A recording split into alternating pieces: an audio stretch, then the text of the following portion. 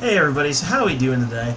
So this video is more aimed at my British viewers, which I know I have a few. I've even had some British commenters. Because again, this channel is all about global news, world news, from a decidedly nationalist perspective. I am the unglobalist, after all, because globalism is just another form of a toxic authoritarianism. It's proven itself to be so. But, needless to say, when I was a kid, a lot of my favorite sci-fi shows and animes sure made globalism look pretty awesome. But when it came around for real life to have its crack at globalism, it turned out to be not so good after all, huh? Good in theory, not in practice. Just like communism. Just like communism. But for those of you British viewers, this will be a fairly lengthy video on the recent visit of Donald Trump to the UK, who promises a fantastic post-Brexit trade deal from the United States, as well as a decision concerning Huawei. Although he did gloss over other disagreements as he heaped praise on the United States' closest ally. Feted by Queen Elizabeth on the first day of his state visit to Britain, Trump was effusive about the special relationship between the two nations, dispelling concerns he might repeat criticism of Britain outgoing Prime Minister Theresa May. Okay, real quick, I'm just going to look up. This is a new word for me. I've not heard this one before.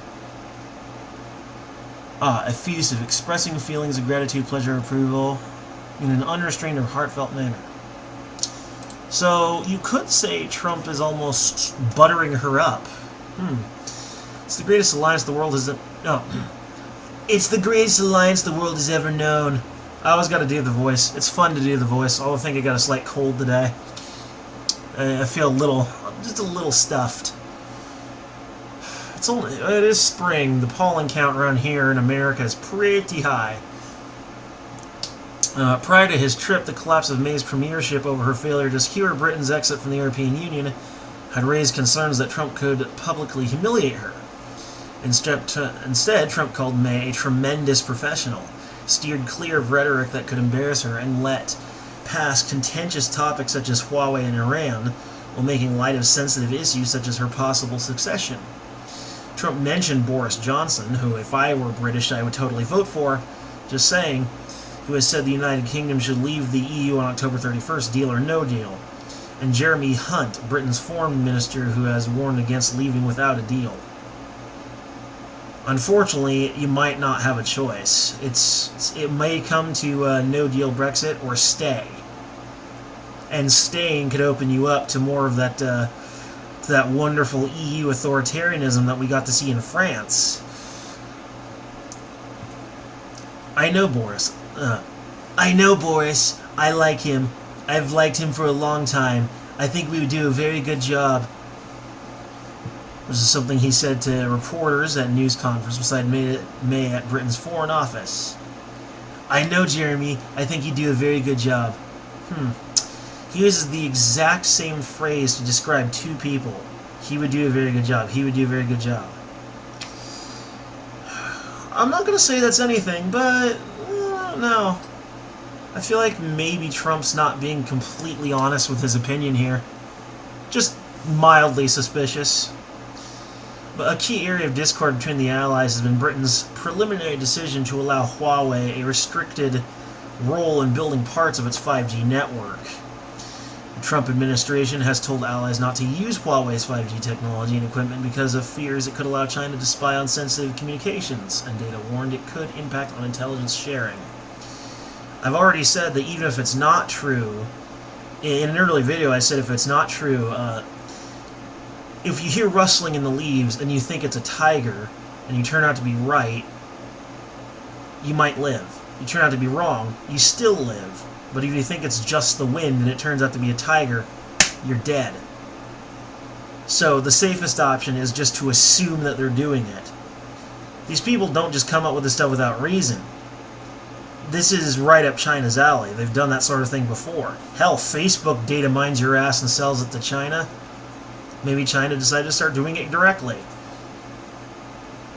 Anyway, after an hour-long meeting with May, Trump said any issues could be resolved. We have an incredible, intelligent relationship, and we'll be able to work out any differences, Trump said.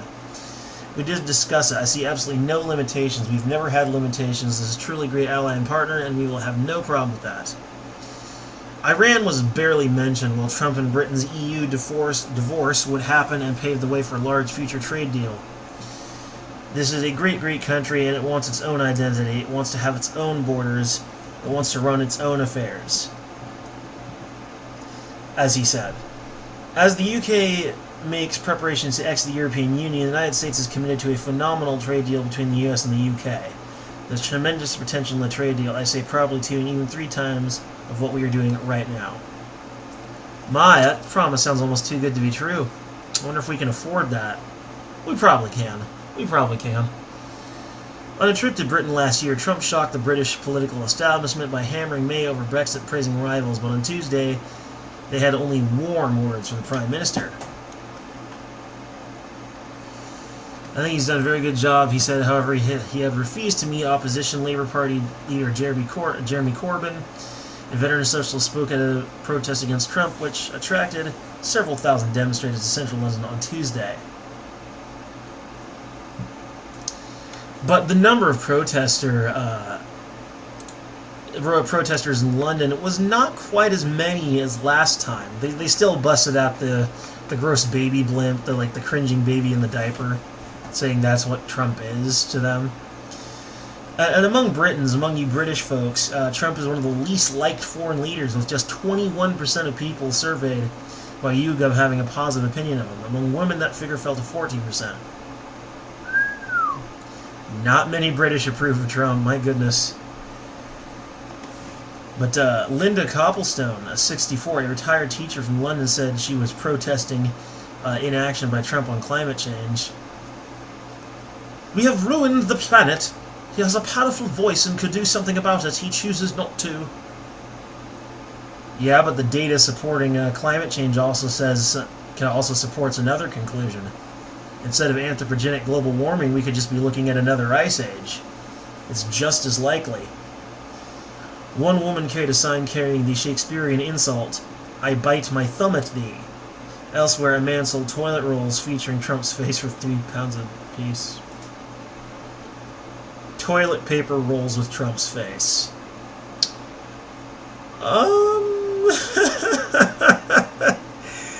Wow. Well, that is certainly a statement. And yeah, they busted out the baby blimp. Man, you British, you guys, remind me to never get on your bad side.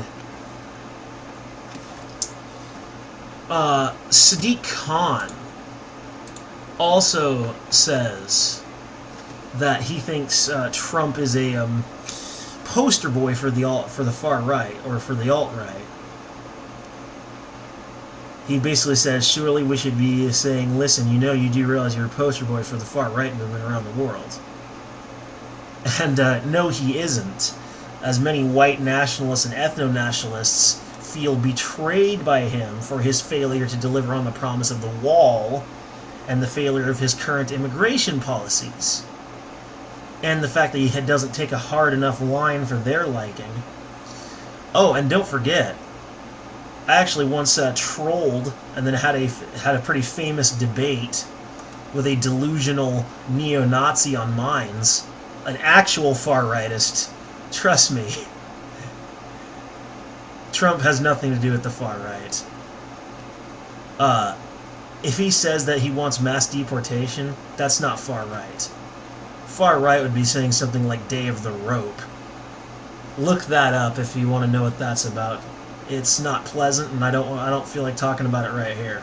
I'm not talking about it. He's not a poster boy for the far right. Sadiq Khan's an idiot. If you're curious about the guy I debated, go on to Minds.com and look up Paul Atreides. That's Atreidas, or D-E-S. Trust me, the guy's a real piece of work. He makes Trump look absolutely cute. Further, Trump says U.S. and U.K. will reach agreement on Huawei. U.S. President Donald Trump said the United States and Britain could work out any differences over China's Huawei, dismissing any suggestion that disagreements could threaten intelligence sharing between two close allies. Asked if he would impose any limits on intelligence sharing if Britain did not restrict the use of Huawei technology, Trump said, No, because we are going to have absolutely an agreement on Huawei and everything else. We have an incredible intelligence relationship and we are able to work out any differences, Trump told reporters on London after meeting British Prime Minister Theresa May. We did discuss it. I see absolutely no limitations. We've never had limitations. This is a truly great ally and partner. We have no problem with that. You know, and so on and so forth. To finish up, after a brief backlash, Trump U-turns on UK health service in trade talks. There was some talk about your guys' NHS, the British NHS, which is a cherished institution for many Britons, created after World War II. It provides a wide range of services ranging from routine consultations to life-saving operations. I think everything with a trade deal is on the table, Trump told reporters during a visit to London. So NHS or anything else, a lot more than that, but everything will be on the table, absolutely. Later, however, he said that while nothing would be off the table in talks, he did not see the NHS as falling under the realm of trade. I don't see it being on the table someday. Somebody asked me a question today, and I say everything is up for negotiation because everything is. Trump said in an interview broadcast on ITV News. But anyway, May had earlier suggested the health service might be off limits. The point about making trade deals, of course, is that both sides negotiate and come to an agreement about what should or should not be in the trade deal for the future. Britain's Health Minister Matt Hancock also made clear that he would not countenance the NHS being part of trade talks. Dear Mr. President, the NHS isn't on the table in trade talks, and never will be. Not on my watch. Hancock, who is a contender to replace May as Prime Minister, said on Twitter. The opposition Labour Party is focused on fears among voters that the NHS might be privatised as it tries to capitalise on the Brexit crisis within May's Conservative Party. Wow. Those Labour Party really is afraid of the free market, isn't it? They're afraid of the free market, they're afraid of market forces. It's almost like they're socialists or something. I mean, come on, Labour Party? That speaks for itself. Theresa May stood next to @Real Donald Trump as he said the NHS will be on the table in the US trade deal, and that's what Tory leadership contenders and Brexit Party leader Nigel Farage are lining up for the no-deal disaster capitalism plans. They have Labour Party leader Jeremy Corbyn said on Twitter. They all need to understand our NHS is not for sale. Okay, that's all for that. So there's the blimp, there's the Trump toilet paper, there's like the old lady, there's Sadiq Khan thinking Trump's far right, but trust me, my personal experience, he's not far right. He's a conservative, but I guess when you're that far left, anyone even slightly to the right of you seems like an extremist, because that's exactly where you are. You're the extremist, Sadiq Khan. You're a far left shill. You're a far left poster boy, in your own words, sir. As far as your no Brexit deal, British people, at the very least, I think America has your back.